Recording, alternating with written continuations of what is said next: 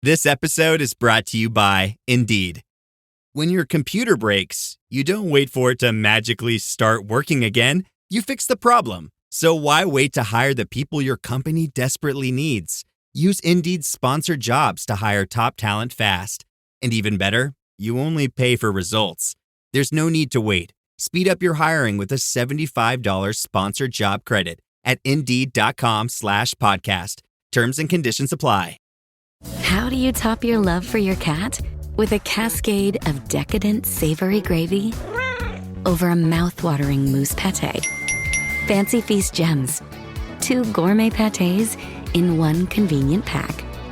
Simply peel and plate to reveal a pyramid shape that makes eating delightful and pamper her with an experience as extraordinary as she is.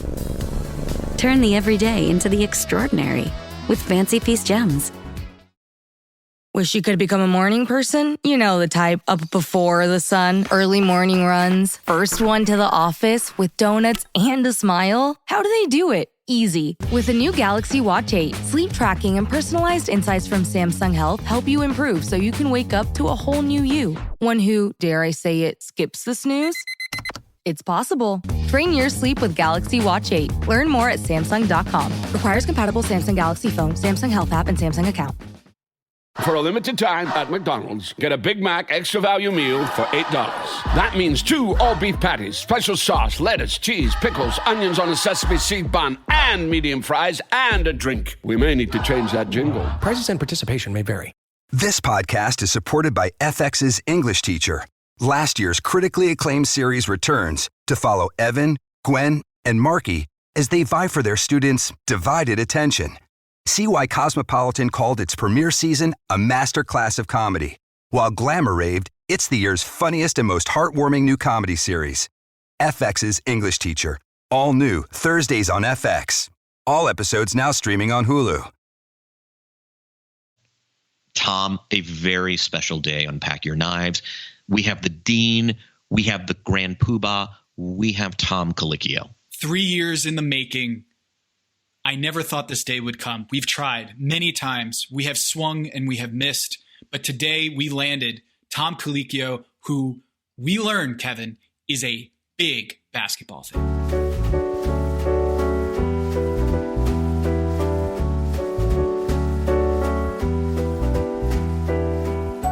This is Pack Your Knives. I'm Kevin Arnovitz. And I'm Tom Haberstroh. We're joined right now by someone who needs no introduction to fans of Top Chef and fans of this podcast, Tom Colicchio. This is a conversation we've been chasing for 3 years since we started this podcast. Tom, how are you? I'm okay. You know, all things considered. My restaurants are all closed. And the strange thing about it is I'm busier than I've ever been. So I'm not sure how that happened, but yeah, but I'm okay. Yeah. I really enjoy your conversation with Terry Gross at what is a precarious and kind of really a heartbreaking time for the restaurant and food service world. And one of the things that struck me was that, it's not that we lack food supply in this country. We lack an effective food supply chain. And it's something you've been talking about, food policy, for years. And so in your view, if you were the food god with unilateral power, what should the American food supply chain look like in 5 years? Well, in 5 years, I think what I would do is use the laws that are already on the books to break up some of these large food processors. They become monopolies at this point, and some of the practices are really predatory in terms of pricing, in terms of the way they treat farmers, and so I think that would be the first thing, is use some of the antitrust laws that are already on the books. You don't need to create new laws, and just break them up and spread everything out. Right now we have 800 meat processors in this country, right? 50 of them process 90% of the meat that we eat. Oh. So what are the other 750 doing? Well, what they are is there's 25 different licenses that go out to food meat processors, and the big guys make sure that there's very little that they can do. And so when you have these small regional farms, like I have a house out on the North Fork of Long Island, and there are people that are growing chicken and pigs and lamb, and they have to send their animals to Connecticut to get slaughtered. There are no small regional slaughterhouses near Long Island. There is one, but it was run by by Cornell for the prison system. It was run by inmates, but it was only for the prison system. And so there are no, and even then, there's no small facilities where, let's just say you're raising animals, and you can actually, kill the lamb or pigs, but you can't actually break them into pieces. And so you have to sell them whole. So there's 25 different licenses that can be given out. And I think that those restrictions need to be eased up a little bit. We need more small regional slaughterhouses and processors. And what that does, it spreads the production out. And so our production is more resilient. In San Diego, one Smithfield plant closed down, and they process 5% of all the pork in this country. And I would make it where no one factory can produce more than 3 or 4%. And then what that will do is actually will create jobs in rural America, because you'll spread those plants out a little bit. And then I think the pandemic is really clearly lifting the veil on how fragile our system is. But I think in order to make it more resilient, number one, it needs to be spread out. Maybe we're not going to get hit with another pandemic anytime soon, but we're certainly going to get hit with big storms, due to the climate changing. And we don't want one particular area to get, if they get hit hard with a storm and shuts things down, it creates disruption. So I think that's number one. That's something that we can do. I would like to see more regional farms that can sell directly into cafeterias, school cafeterias. And again, this is all about processing, because you have farms, especially in the Northeast, that produce most of their food in the summer when school sessions are out. And if they sell into the school system, most of the cafeterias aren't cooking and prepping food anymore. They're just reheating it. And so if you had a processor sort of in between that could take that food, regionally process it, get it into the school system, what that does, farmers, it creates markets for those farmers, additional markets, so they can actually increase the amount of food they produce, and actually get better pricing, and actually have a market. Right now, if you're a small farmer, you sell at your farm stand. Maybe you could sell at a farmer's market. You sell direct to restaurants. Maybe there's some regional supermarkets that may buy some of your produce, but it just expands markets for farmers and actually helps some of the smaller farmers. And then, one thing that needs to happen is we need to spend a little more money on research and development on increasing yields for what is known at the USDA labeled specialty crops, otherwise known as fruits and vegetables. Right now, all that ag research goes into corn and soy. And so we created a hell of a lot of corn and soy on fewer acres, but we haven't spent that money in research and development into stuff that we actually eat. And so what that would do, if we can produce more on the same acreage, we can actually produce more nutritious foods, not corn and soy that mostly goes for ethanol and feeding animals. We could feed people more nutritious food if we had more. And then, again, regional distribution would help too. Fresh product is hard to move around. So that's some of the things that I would do. Would definitely, we have a problem in this country where nutrition is expensive, but calories are cheap.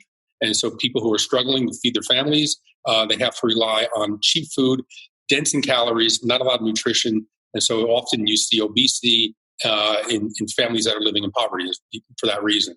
And so that needs to be changed. We need to get more nutritious food to people who can't necessarily afford it. Which would mean a more robust SNAP system or food stamp program. And keep in mind that most people who receive SNAP are from working families. And so, SNAP also, the majority of it is elderly, people with disabilities, vets with disabilities, and children. And so I would do that. And I would also make sure that the school lunch program has much more nutritious food and that it's free for all. Right now, there's a 3-tiered system. We should get rid of that and make lunch free for all. So Amen. Those are some of the things that I would do if I were the food czar. Food God. Yes. Tom, you there are not many silver linings in this pandemic in the restaurant industry or in the entertainment industry, sports industry. Here in Charlotte, there are no Charlotte Hornets games going on. There's no sports going on. What we do have is Top Chef.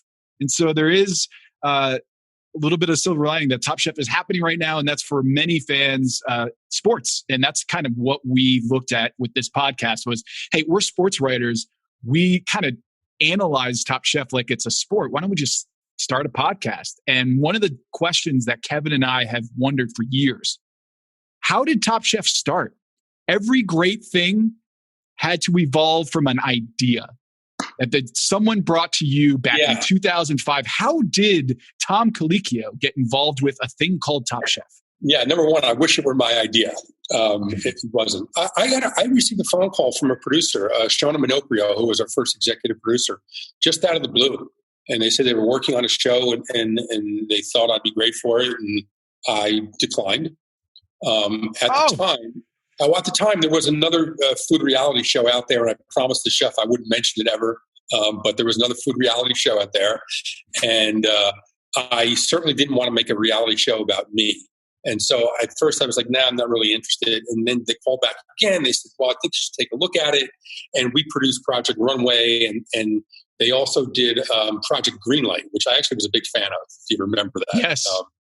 Gulagar, remember Gulagar from Project Greenlight. So I watched that over a couple of days. My wife and I binged on Project Runway. All right, this is pretty cool. And they said it's going to be a food show like this. And so they asked me to do a screen test and come to LA. I said no. And they said, well, can we send someone with a camcorder just to get you on tape? Like, fine. They came to the restaurant for that. They called again and said, can you come out for a screen test? I told them no, but there was a documentary done on the opening of Kraft. And so I sent them that. And then they called and said, we want to make an offer. And so at that point it was serious. And, I thought about it and I agreed to do it. And it was one of the better decisions I've made in my life. Why does the show work? How does it work? No, why does it work? It works incredibly well. Like, this is a really good show, and that's for a reason. Yeah, I think that it was a combination of being the right place at the right time.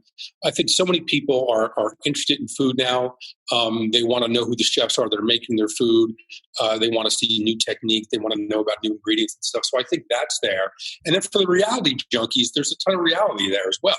And so it's a two-punch combination. I'll throw the sports metaphor in there. And so it really works. I think it checks a lot of boxes for people. The other reason I think it works is because, and this was something from day one that I insisted upon. I want real chefs in there. I want chefs that can really hold their own. Yep. And like the first season, we had a few, home amateur chefs, and they couldn't hang. And then I think the second season, they wanted the student there, and they went on about, this is the best student we've ever had at Culinary Institute. And I was like, fine. The guy lasted one episode. And so if you look at more than any other reality competition show out there, I don't think that any other show has graduated as many contestants into the real world of whatever industry they're in. I mean, if you look, there's probably 150 chefs who competed in Top Chef that are winning awards. They have multiple restaurants, and they're doing the work. It's not, we're not casting people who are outrageous just to make reality TV. These are real chefs. And I think that's why it's successful. You're seeing the real deal. And so I think that's part of it. Did you know that you were going to be good on TV? Like, your eye roll is the stuff of legend.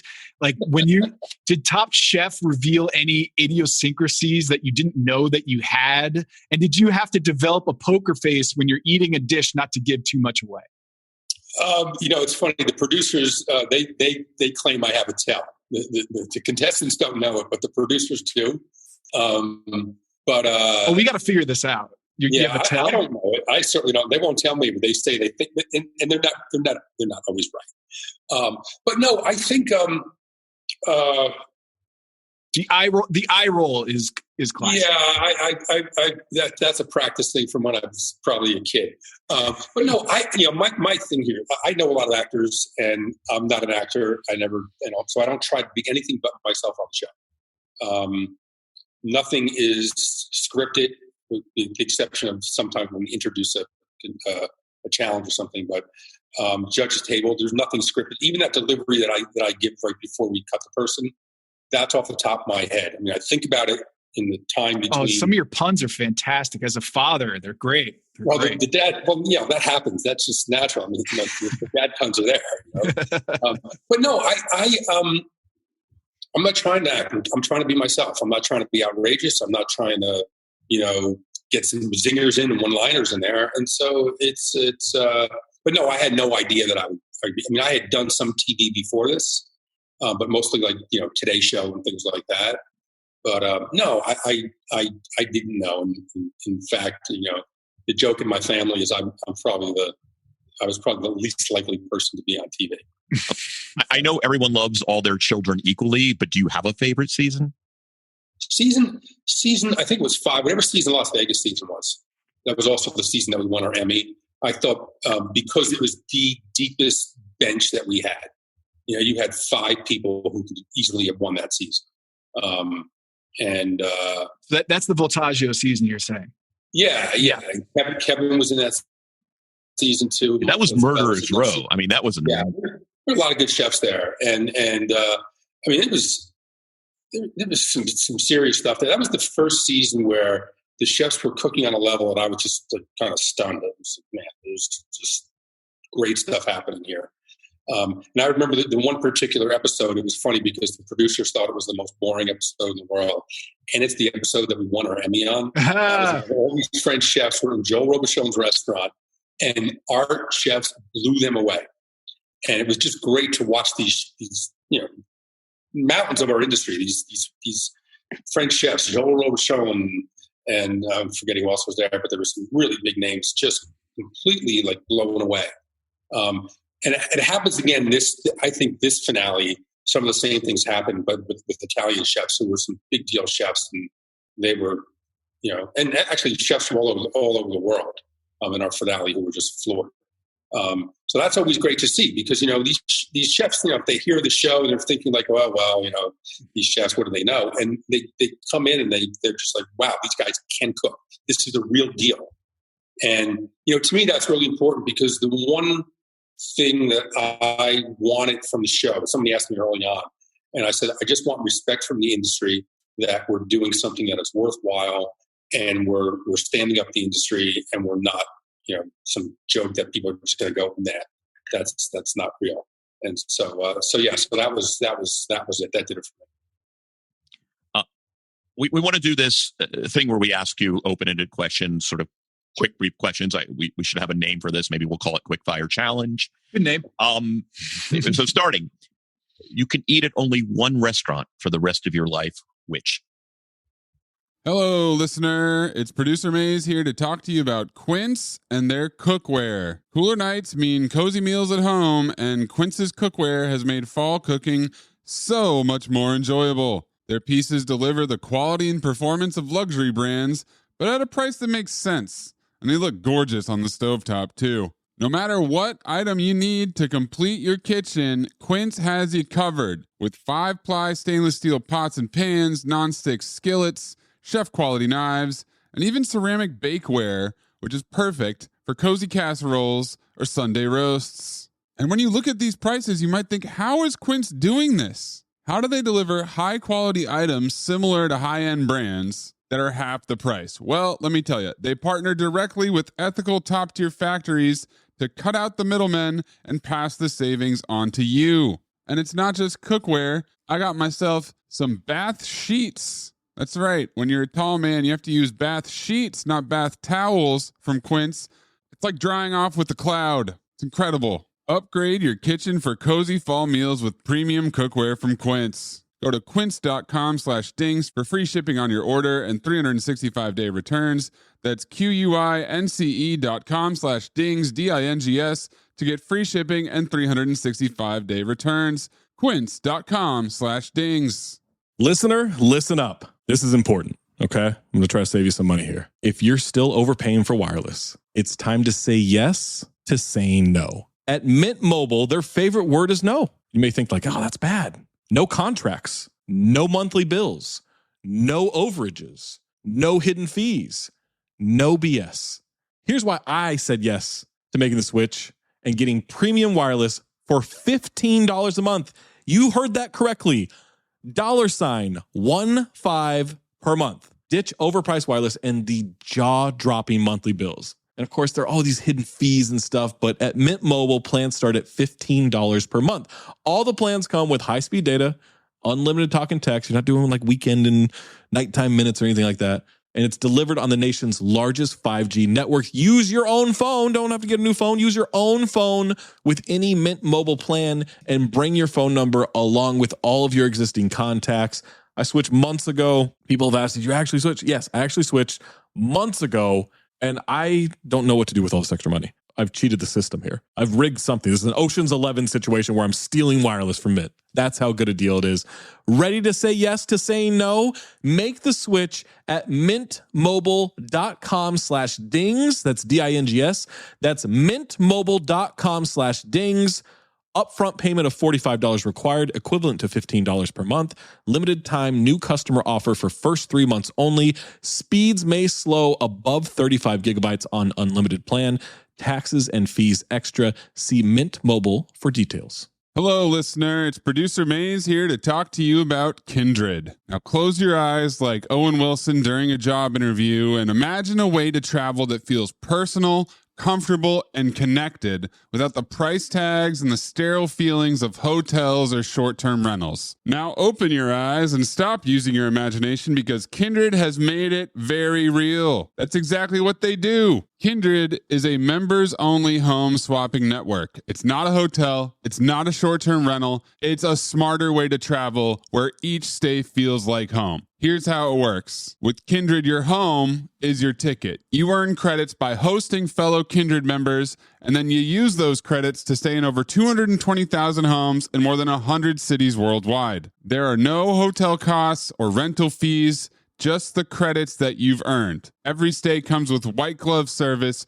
24/7 trip support, and $100,000 in host protection. Make it easier for you to travel and enjoy yourself and not worry about details. I've used Kindred and I found an amazing home for a weekend getaway in an idyllic location with amazing views and great ambiance. It had everything I needed. And the best part was, it cost me $0. So apply now at livekindred.com and use code DINGS to join for free. Plus, you'll earn 5 nights of travel credit just for signing up. That's right, that's 5 whole nights for free at livekindred, KINDRED.com, code DINGS, DINGS, livekindred.com, code DINGS. This episode is brought to you by 20th Century Studios' new film, Springsteen, Deliver Me From Nowhere, starring Golden Globe winner Jeremy Allen White and Academy Award nominee Jeremy Strong. Scott Cooper, the director of the Academy Award-winning movie Crazy Heart, brings you the story of the most pivotal chapter in the life of an icon, Springsteen, Deliver Me From Nowhere. Only in theaters October 24th. Get your tickets now. This episode is brought to you by Nespresso and Samra Origins by the Weekend Coffee Collection. Introducing Samra Origins. My collaboration with Nespresso is a connection to my roots, to my mother, Samra. Coffee that hits the right notes. It transports you. Crafted with unique notes and bold soaring flavors. Experience a taste that moves you. Nespresso and Samra Origins. Discover more at Nespresso.com. Squirrel in Los Angeles. Really? That's an 8-minute drive for me. I love it. It's the food. Jessica's fantastic, but it's the food that I want to eat every day. Yes. And also, like I can't sit for 4 hours, eating 20 courses. I lose interest after a while. It goes nuts. I do it because there's just really cool, interesting things out there that I want to see. But boy, that crispy rice salad with the the preserves are amazing. Like I eat them. I have 2 jars. I have 2 jars in my refrigerator. It's breakfast. In fact, I got to post an Instagram post. But I just love it there. It's got a great vibe, and what I love about Squirrel is it knows who it is. Jessica knows exactly what that restaurant should be, and just executes it, and there's just a vibe in there, and it's really cool, and the food's fantastic. Tom, after you ride your success as the food god, you're going to become the president of the United States. And I want to know, who is your White House chef?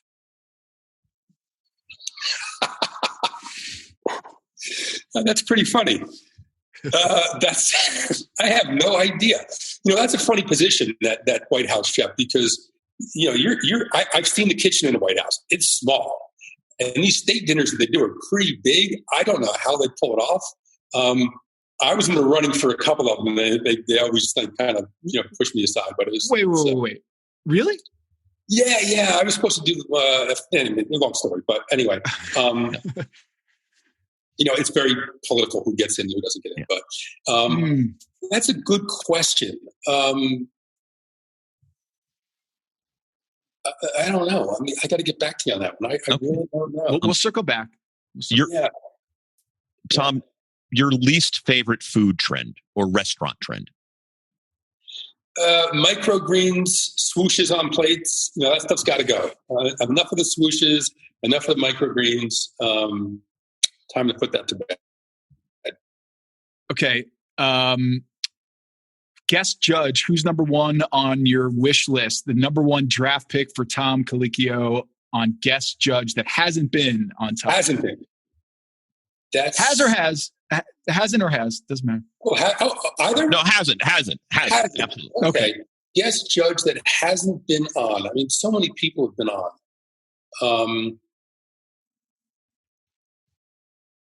A stumper. Yeah, it's hard to say. Guest judge that hasn't been. He's kind of humble bragging right now, Kevin, because we've had so many on the show. No. I'm trying to think of who hasn't been that would be cool to have on. Because I don't know if John George Vondrich never have done it. I'm not sure if he's done it. All right. He may have been in an episode. I don't think he was a judge. But let me think for a second. Alice Waters. She won't do it, but Alice Waters would be great. Berkeley. Yeah. All right. Because we're shameless, we have a pitch for you for a challenge, and here it goes. Tomorrow, you'll be feeding a press room full of hungry sports writers. And sports writers are interesting eaters. They tend to like meat and potatoes food, but they're also well-traveled. And we want to avoid anything messy or anything that would put us into a food coma when it's time to write furiously on deadline at 11:30 p.m. So this is our holy grail, Tom. This is we're the press room, the schlubby media press room challenge. And so just, you can file that away. Too much barbecue sauce gets on the keyboard. Can't have that. What do you think? There are parameters. But what's the challenge? That's not a challenge. Oh, come on. To make a sports writer dish. To make sports. Here's the thing. Do you know the shit, Tom, we eat in press rooms? Do you know what they feed us? It is like. But what I'm hearing in my ear right now is, if I go to my producers and say, "Hey, how about this?" They'll say, "Okay, but what's the challenge?" Food that is all right. Well, we'll find this, and we'll come back to it. We have one last question, and this has come up in our little Twitter and Instagram question. And I'm pretty knowledgeable about gay culture for obvious reasons, but what is the deal with your icon status among gay men? Have you delved into this? Have you inquired? No. I'm comfortable in my sexuality, and but if gay men like me, that's great. I love that. I love them too. I love all people. I don't know. Well, you said on this season when you were up at the mountain getaway for the moms that this is your fan base, and so I was like, wait a minute, the mom fan base? I don't know. The whole gay icon status rivals the mom fan base. It's good to have all kinds of fans, and I'm an equal opportunity fan lover. So you have a broad coalition. I dig it. It's fine. It's cool. Okay. Last question. Your last supper on death row. What is it? You're not going to be on death row. Give us the full compliments here. It's not what you think it's going to be. Okay. I could very easily say, if you really wanted to plan this out, you can choose 20 restaurants around the world and fly from place to place. That would kind of stretch it out if you could do that. But no, so every Sunday growing up, we had we had macaroni and gravy. It wasn't pasta and it wasn't sauce. It was gravy. Now, in New Jersey, as an Italian American, you have meatballs and sausage. Your mother fries meatballs and sausage. This is Sunday morning, bruschetta, and that all goes into the marinara sauce. And once that meat goes into the sauce, it becomes a gravy. By definition, a gravy is a sauce with meat drippings. So we throw our meat drippings in there, and then that is simmered, and then it's served over pasta. We called it macaroni, though, not pasta, and that would be it. That was every Sunday. There was always some sort of salad. It was also a meal that you had around 3 or 4 o'clock in the afternoon. It wasn't a dinner, more supper, and that is the meal that I want to go out on. Well, we wish we had another 2 hours with you, Tom, but you do have to go. We're really enjoying the season, All-Stars, some of the familiar faces, some of your best work this season. And we'd love to have you on again. And we need to work, Kevin. We need to work on our pitch for the. I know. All right. This is constructive criticism. I'm on it. So thanks so much, Tom. What's the challenge? Where is it? Number one, where's the setting? So this is important. If it's a sport event, what sporting event is it? Is it like an NBA game? Finals? Is the NBA finals? You got to the All-Star game. If NBA All-Star game. All right, that's so. Now you got to kind of ramp it up, and there has to be another hook. I mean, you saw what we did in Kentucky, right? At Rupp. Yes, of course. Right? Now, there's a hook there. There's something going on there. Yeah, of course. Sarah had a rough one that one. No, but Eric's drumlets were classic. We've talked about those drumlets with him on this show. You guys remember more? I have no idea what was cooked. Any of this. All I remember was it was really cool being in Rupp. My brother's a high school basketball coach, and I was like sending him pictures, like check this out. But it was really cool, and they actually took the floor when they won the championship in Florida. They had that floor. And that was the floor in the locker room. It was really, really cool. Oh, that's cool. But my wife is a huge UK fan, so that was that is, I mean, the best Top Chef episode. I'm a UNC fan, but I do like Calipari. Wow, so much we need to talk about, Tom. Oh, yeah. So much, but we have Kevin. I'll tell you why. See, I'll give you a little reason why. So I always was a UNC fan, but back, it had to be almost 30 years ago. I was dating a woman. Her name was Elizabeth Kearns. Her father was Tommy Kearns. Tommy Kearns won the national championship with North Carolina in 1957. Okay, actually very famous because that was a triple overtime game. They beat Kansas, and they had Will Chamberlain played for Kansas. Tommy was 6 foot on a good day, and they let him jump center against Will Chamberlain as a guard. They knew they weren't going to win that. So it was really cool. They won in triple overtime. So anyway, later on in life, he introduced me to Dean Smith. And Dean and I had this nice little relationship. Dean loved food, and he loved to come to New York. And so whenever he came to New York, he would eat at my restaurant. And he would always leave me tickets. And I always had great tickets. And so I forget which season was it. When did they win the national championship? 93. 82. Against Georgetown? No, Michigan. 93. Timeout. When Chris Webber threw the timeout. Yeah. And so that season, UNC was playing in the Garden. They were playing against Notre Dame, and so I got tickets, and they were up on the second tier. I didn't mind. I was just loving the game. They actually lost too. And so a couple days later, I got a handwritten letter from Coach Smith saying, I looked up and I saw where you were sitting, and I was mortified. I'm so sorry, and you should have better seats. And I wrote a letter back saying, like, please, like, don't apologize for those seats, but you could have won the game. But also I was like shocked that this guy actually knew I was sitting. He's coaching a game. He actually anyway. So that's amazing. So anyway, they win the national championship, and I sent him a congratulatory note. And I'm not someone who writes notes, but sent him a note, and I said, Coach, congratulations on an amazing season. This more than makes up for those shitty seats you gave me. Nah. Which was really funny. There you go. That is me with Coach Smith. Very good. Really, that's cool. But he was one guy when I had Gramercy Tavern, he came in for lunch one day. And we've had, actors and movie stars and rock guys and all kinds of people in there. more people stood up and applauded Dean Smith, and he walked in that restaurant and walked over and shook his hand. And, but he was really gracious. He was just a great guy. And I got to say, I also loved what he did, helping to integrate the ACC young black men into back where he, if he was traveling, he insisted they stayed where he was staying. So he did so much for basketball behind the scenes that most people don't realize. And he was just a great guy. And I'm always to this day a huge Carolina fan. Tom, I will have you know that when I went to college in New York from Georgia, the two kind of first real restaurants I ate at were like my senior year in 95 at Gramercy Tavern and a little Italian place on 18th Street called Da Umberto. Sure. Those are like the two real first experiences I had as like a real diner. Cool. Guys, I got to jump off because I got to get on another call with Mike Tirico now. So let me do that. They're buzzing me up right now, and I think they're going to think I'm blowing them off. All right. Awesome. Thank you so much. Thanks so much for having us. Anytime. Or having you. Wow. Yeah. Carolina fan. Who knew?